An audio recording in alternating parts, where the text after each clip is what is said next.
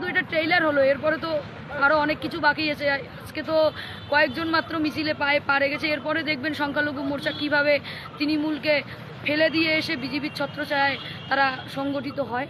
আর সেই দিনের গতদিনে আমি ফেসবুকে একটা পোস্ট করেছিলাম, দিনহাটা বিধানসভা থেকে আমরা প্রোগ্রাম করে মাননীয় নিশীথ প্রামাণিক কনভয়ের পিছনে যাইতেছিলাম, ওই সময় ওনার ওপর অ্যাটাক হয়েছিল।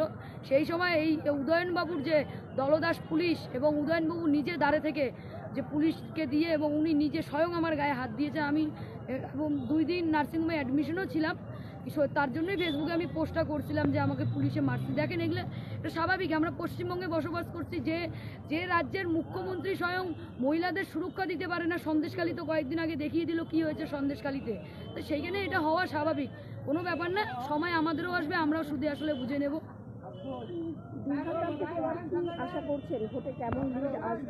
দেখুন, দিনহাটার মানুষ এবং